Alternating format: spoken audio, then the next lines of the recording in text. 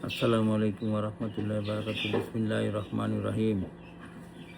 আনাস রাদিয়াল্লাহু আনহু থেকে বর্ণিত, তিনি বলেন, আবু তালহা রাদিয়াল্লাহু আনহু উম্মু সুলাইম রাদিয়াল্লাহু আনহুকে বলেন, আমি রাসূলুল্লাহ সাল্লাল্লাহু আলাইহি ওয়াসাল্লামের দুর্বল কণ্ঠস্বর শুনলাম।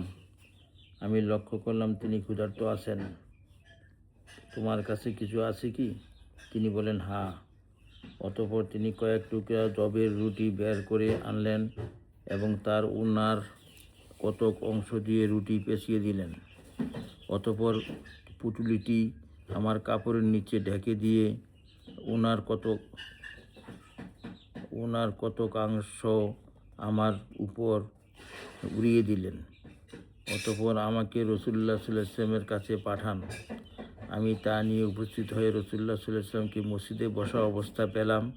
তার সাথে আরও লোকজন ছিল।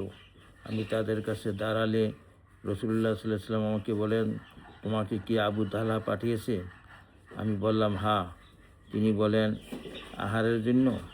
আমি বললাম, হ্যাঁ। রাসূলুল্লাহ সাল্লাল্লাহু আলাইহি ওয়াসাল্লাম বলেন, তোমরা উঠে চলো। সুতরাং সবাই রওনা হলেন। আমিও তাদের আগে আগে এসে আবু তালহা রাদিয়াল্লাহু আনহুকে এই ব্যাপারে অবহিত করলাম। আবু তালহা রাদিয়াল্লাহু আনহু বলেন, হে উম্মু সুলাইম, রাসূলুল্লাহ সাল্লাল্লাহু আলাইহি ওয়াসাল্লাম তো সাহাবীদের নিয়ে এসে পড়েছেন, অথচ তাদের খাওয়ার মতো কিছুই আমাদের কাছে নেই।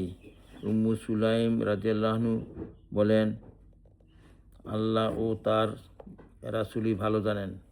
অতঃপর আবু তালহা রাদিয়াল্লাহু আনহু রাসূলুল্লাহ সাল্লাল্লাহু আলাইহি ওয়াসাল্লামের সাথে সাক্ষাৎ করলেন।